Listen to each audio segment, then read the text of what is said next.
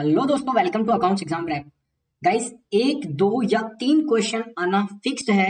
Indian accounting standards यानी इंडेस, accounting standards यानी as और स्टैंडर्ड्स ऑफ ऑडिटिंग यानी ऐसे। और दोस्तों, मैं आपको एक चीज बता देता हूँ। जो बाकी टीचर्स यूट्यूब पे या कहीं कहीं पे भी है, मोस्ट ऑफ द टीचर्स क्या कर रहे हैं कि इन सबको खोल खोल के पढ़ा रहे हैं।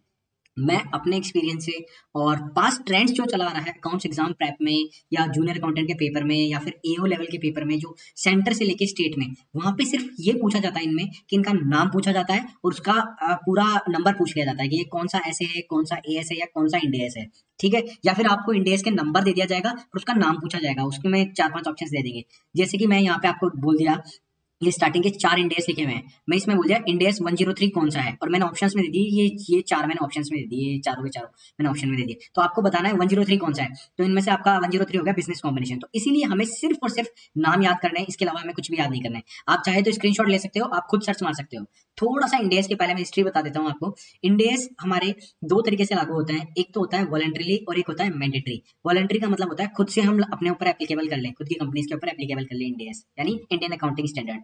ये और मैंडेटरी का होता है कि कोई सर्टेन क्राइटेरिया आप फुलफिल कर देते हो, उसके बाद आपके ऊपर वो जरूरी हो जाता है लगना, वो यानी वो लॉ के अकॉर्डिंग, वो कॉन्स्टिट्यूशन के अकॉर्डिंग आपके ऊपर लगना चाहिए। तो यहाँ पे मैंडेटरली 1 अप्रैल 2016 के बाद में एक क्राइटेरिया था जिसमें ये बोला गया एवरी कंपनी, यहाँ पे लिस्टेड कंपनी तो होगी ही, लिस्टेड कंपनी के ऊपर तो वैसे ही लगता है, ठीक है, लेकिन एवरी कंपनी जिसकी नेटवर्थ 500 करोड़ से ज्यादा हो, जिसकी नेटवर्थ 500 करोड़ से ज्यादा हो, उसके ऊपर इंडेक्स लग जाएगा। लेकिन 1 अप्रैल 2017 को एक चीज आया कि जिसकी नेटवर्थ 500 करोड़ से ज्यादा नहीं हुई, वो क्या करेगा। तो यहाँ पे बोला गया कि एवरी लिस्टेड कंपनी के ऊपर तो लगेगा इंडेक्स, ठीक है, और जिसकी 500 करोड़ से ज्यादा है उसके ऊपर भी लगी रहा है। लेकिन अनलिस्टेड कंपनी जिसकी नेटवर्थ 500 करोड़ से कम और 250 करोड़ से ज्यादा थी, लास्ट 4 फाइनेंशियल ईयर्स यानी 1 अप्रैल 2017 से पहले के 4 फाइनेंशियल ईयर्स यानी 2016-17, 15-16, 14-15 और 13-14, अगर इनमें 250 करोड़ से ज्यादा का इनका नेटवर्थ है, 500 करोड़ से कम है, तो इनके ऊपर भी 1 अप्रैल 2017 से इंडेक्स लागू हो जाएगा। ओके गाइस, ये आपको ध्यान रखना है अगर गलती से क्वेश्चन आ जाए कुछ इससे रिलेटेड भी। बाकी अब मैं नाम पढ़ रहा हूँ, आप चाहो तो स्क्रीनशॉट लेके खुद रट सकते हो, कुछ भी कर सकते हो, थोड़ा बोलने में थोड़ा हेल्पफुल होता है। एक क्वेश्चन डेफिनेटली मिलने का पूरा पूरा डेफिनेट चांस है कि यहाँ से आपको एक नाम के बेस पे क्वेश्चन पूछा जाएगा।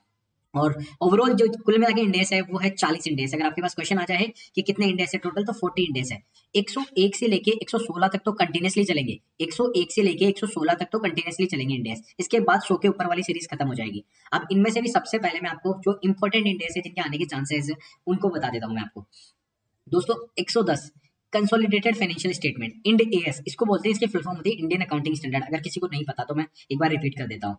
Ind AS 110 consolidated financial statement, आपको ध्यान रखना है इसका नाम और इसका number, consolidated financial statement. Ind AS 103 business combination, बहुत इंपॉर्टेंट है, ये दोनों ही बहुत इंपॉर्टेंट है, 103 और 110 consolidated financial statement. Ind AS 103 business combination. Ind AS 102 share based payment, ये भी इंपॉर्टेंट है। Ind AS 101 first time adoption of Ind AS, यानी first time adoption of Ind AS जब होता है तब क्या क्या होता है वो बताया गया है इसमें, ठीक है।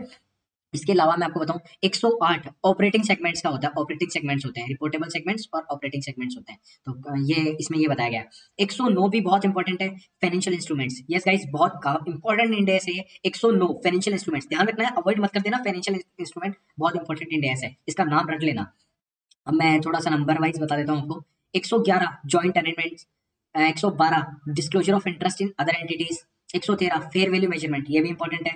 114 रेगुलेटरी डेफरल अकाउंट्स, ये इतना इंपॉर्टेंट नहीं है बट फिर भी हमें नाम तो दिमाग में रखना ही है कि 114 आ जाए तो हम ऑप्शंस में से पिकअप कर सके। 115 revenue from contract with customer, ये नया इंडेक्स आया है, बहुत इंपॉर्टेंट इंडेक्स है, ये अप्रैल 2018 से लगा है एंड एक्चुअल में बहुत इंपॉर्टेंट इंडेक्स है। इंडेक्स 116 लीजेस, ये भी बहुत इंपॉर्टेंट इंडेक्स है और ये भी नया इंडेक्स आया है, अप्रैल 2019 से लगा है, 116 लीजेस, ठीक है। इससे पहले हमने कौन कौन से छोड़ दिए, 104 इंश्योरेंस कॉन्ट्रैक्ट बोलते हैं, 105 non current assets. Non current assets का मतलब होता है जो करंट असेट्स नहीं होते, जो हमारे फिक्स असेट है, टेंजिबल असेट्स, रोज जितने होते हैं फिक्स असेट में, नॉन करंट असेट्स के जितने पार्ट होते हैं वो होते हैं। Held for sale and discontinued operation, non current assets held for sale and discontinued operation, जिनको हम सेल के लिए हेल्ड कर लेते हैं और जिनको डिसकंटिन्यू ऑपरेशन डिसकंटिन्यू हो जाता है तब उसको अपन इस पोजीशन में रखते हैं, ठीक है।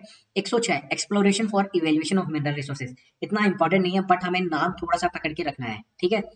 107 फाइनेंशियल इंस्ट्रूमेंट डिस्क्लोजर, देखो 109 था फाइनेंशियल इंस्ट्रूमेंट्स, ठीक है, लेकिन 107 है वो है डिस्क्लोजर्स के ऊपर बेस्ड है। तो अगर पूरा नाम आता है तभी आप 107 को कंसिडर करना, नहीं तो हमारा 109 फाइनेंशियल इंस्ट्रूमेंट होता है, आप ये बात ध्यान रखना, ठीक है। बाकी होपफुली मैंने 116 तक इंडेक्स कवर कर लिए होंगे, आप एक बार दोबारा स्क्रीनशॉट ले लो इनके और नाम लिख लो, अपनी नोटबुक में लिख लो, कहीं नोट कर लो, एक नंबर पक्का, 2 नंबर पक्के करने हैं हमें, तभी जॉब मिलने वाली है जूनियर अकाउंटेंट की या फिर ए होगी, कोई से भी आपने जो भी भरा है उसमें। अब आते हैं हम आगे, 40 इंडेक्स है जिसमें 16 इंडेक्स के हमने नाम पढ़ लिए। अब आते हैं index 1, presentation of financial statement. देखो इंडेक्स 101 तो था हमारा फर्स्ट टाइम अडॉप्शन, ठीक है, इसमें कंफ्यूज मत हो जाना। और इंडेक्स 1 है presentation of financial statements. Index 2 है इन्वेंट्रीज, यानी हमें AS2 भी इन्वेंट्रीज ही है, अकाउंटिंग स्टैंडर्ड वाला भी, लेकिन यहाँ पे इंडेक्स 2 भी इन्वेंट्रीज ही है। Index 7 statement of cash flows, cash flow statement वाला जो हमारा बनता है वो इंडेक्स 7 के बेस पे बनता है। Index 8 accounting policies, change in accounting estimate and error, वही जो लास्ट में हमारा अकाउंटिंग एस्टिमेट्स होता है, डेप्रिसिएशन मेथड चेंज हो जाता है, कई पॉलिसीज चेंज होती है, उसके बेस पे है इंडेक्स 8। इंडेक्स 10, इंडेक्स देखो इंडेक्स 110 तो था कंसोलिडेटेड फाइनेंशियल स्टेटमेंट, और इंडेक्स 10 है events occurring after the reporting period, जो बैलेंस शीट के जो 31 मार्च है उसके बाद में जो कोई इवेंट अकर हुआ है जिसकी कंडीशन पहले से एग्जिस्ट करती थी, वो एडजस्टेबल है या नहीं है वो इसमें बताया जाता है, event occurring after the reporting period, index 10। Index 11 construction contract, आपको इतना से ध्यान रखना है, कंस्ट्रक्शन कॉन्ट्रैक्ट, ठीक है। इंडेक्स 12 इनकम टैक्सेस, टैक्स वाला जो भी आएगा उसमें 12 लगा देना है, इंडेक्स 12, ठीक है। इंडेक्स 16, इंडेक्स 116 था हमारा लीजेस वाला, 116 लीजेस था, और 16 है प्रॉपर्टी प्लांट इक्विपमेंट, ध्यान रखना है, कंफ्यूज मत हो जाना किसी को भी लेके। इंडेक्स 19 एम्प्लॉय बेनिफिट वाला भी इंपॉर्टेंट है। इंडेक्स 20 गवर्नमेंट ग्रांट वाला है। इंडेक्स 21 फॉरेन एक्सचेंज रेट, जहां पे भी आ जाएगी वहां पे इंडेक्स 21 लगा देना अगर इंडेक्स पूछा हो तो, ठीक है। Index 23 borrowing cost, 24 related party disclosure, 27 separate financial statements, ये ज्यादा इंपॉर्टेंट नहीं होते, लेकिन ये छोटे छोटे होते हैं जिनके नाम अगर गलती से पूछ ले तो हम कभी कंफ्यूज हो जाते हैं। ये बड़े बड़े इंडेक्स तो हमें याद रहते हैं, जैसे employment benefit, accounting for government grants and all, ठीक है।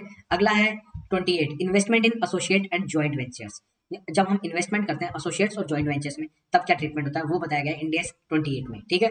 Index 29 financial reporting in hyper inflationary economies, ज्यादा इंपॉर्टेंट नहीं है, ज्यादा खुल के बताया भी नहीं गया कहीं पे, लेकिन फिर भी एक बार नाम आ जाए तो हमें ध्यान रखना है 29। देखो अकाउंटिंग स्टैंडर्ड में 29 कुछ और है, ठीक है, और यहाँ पे कुछ और है, आपको इस चीज का ध्यान रखना है, ठीक है। इंडेक्स 32 फाइनेंशियल इंस्ट्रूमेंट्स प्रेजेंटेशन, देखो इंडेक्स 109 था फाइनेंशियल इंस्ट्रूमेंट, इंडेक्स 107 था फाइनेंशियल इंस्ट्रूमेंट डिस्क्लोजर, इंडेक्स 32 है, 32 ध्यान से सुनना, यहाँ पे 32 वो आ गया प्रेजेंटेशन के ऊपर। 33 यानी 33 है अर्निंग पर शेयर के ऊपर। इंडेक्स 34 इंटरिम फाइनेंशियल रिपोर्टिंग के ऊपर। इंडेक्स 36 इम्पेयरमेंट ऑफ असेट्स के ऊपर। Index 37 provision contingent liabilities and contingent asset के ऊपर। 38 यानी 38 है इंटेंजिबल असेट्स के ऊपर। 40 है इन्वेस्टमेंट प्रॉपर्टी, 41 है एग्रीकल्चर। सिर्फ इतने से इंडेक्स है क्योंकि हमें नाम याद रखना है और कुछ भी नहीं करना। आप एक बार दोबारा स्क्रीनशॉट ले सकते हो, मैं बार बार भी इसलिए बोल रहा हूँ कि आप इसको लिख लो और दोबारा एक दो बार देखते रहोगे ना, ऑटोमेटिकली आपके दिमाग में बस जाएगा ये चीज, आपको फिर दोबारा याद करने की जरूरत नहीं पड़ेगी। जैसे आपके सामने ऑप्शन आएंगे वैसे आप बता दोगे। जैसे मैं बोलूं इंडेक्स 110 कौन सा है, ठीक है, तो आपको जवाब देना है कंसोलिडेटेड फाइनेंशियल स्टेटमेंट। इंडेक्स 103 कौन सा है, बिजनेस कॉम्बिनेशन का है। इंडेक्स 113 कौन सा है, फेयर वैल्यू मेजरमेंट का है। इंडेक्स 115 कौन सा है, तो ये हमने बताया था revenue from contract with customer, नया है। इंडेक्स 116 कौन सा है, लीजेस है। आपको ये सब ध्यान रखना है। इन्वेंट्री वाला आ जाए तो कौन सा है, 2 है, ठीक है। इनकम टैक्स वाला जाए तो कौन सा है, 12 है। प्रॉपर्टी प्लांट इक्विपमेंट वाला जाए तो कौन सा है, 16 है। एम्प्लॉय बेनिफिट आ जाए तो 19 है। 37 आ जाए, 37 आ जाए तो कौन सा है, provision contingent liabilities and contingent assets, ये है। 40 वाला जाए, जैसे मैंने बोला 40 आ जाए तो आपको क्या जवाब देना, इन्वेस्टमेंट प्रॉपर्टी, आपको रट लेना है ये चीजों को। 41 आ जाए तो एग्रीकल्चर। बस इतना सा ही था इंडेक्स, ये छोटा सा टॉपिक था जो मैंने कवर किया है, इतना सा पढ़ना है, डेफिनेटली इसके बाहर कहीं नहीं आने वाला। ज्यादा से ज्यादा आपको नंबर देगा और इसके नाम दे देगा 4 ऑप्शंस में, या फिर कोई एक नाम देगा 4 नंबर दे देगा, ऐसे करके कोई सा पूछ सकता है आपके। जैसे मैंने बोल दिया आपको फेयर वैल्यू मेजरमेंट का इंडेक्स कौन सा है, और मैंने ऑप्शन में दे दिया 105, 111, 112, 113। आपको कंफ्यूज करने के लिए मैंने जस्ट क्लोज वाले नंबर दिए जिससे आप कंफ्यूज हो, लेकिन आपको नंबर ध्यान रखना है, तब जाके आप आंसर दे पाओगे। एक क्वेश्चन डेफिनेटली आने के पूरे चांसेस है। ये मैंने सोर्स उठाया विकिपीडिया से, आप भी जाके उठा सकते हो, मैंने आपको सिर्फ पढ़ाने के लिए यहाँ से सोर्स उठाया और कुछ भी नहीं है। सो गाइस, अगर आपको ये वीडियोस हेल्पफुल लग रहे हैं तो प्लीज यार वीडियो को लाइक कर दो, जिससे मेरे को मोटिवेशन मिलता है, मेरा मोरल बूस्ट होता है कि मैं और ऐसे जल्दी से जल्दी वीडियो लेके आऊँ। मैं अभी थोड़ा बीमार हो गया था, इसीलिए मैं ज्यादा जल्दी वीडियो नहीं ला पा रहा था। एक क्वेश्चन डेफिनेटली यहाँ से आने वाला है। Thank you so much guys for watching this video. Bye bye, love you all. Channel को सब्सक्राइब करके जाना। See you in the next video.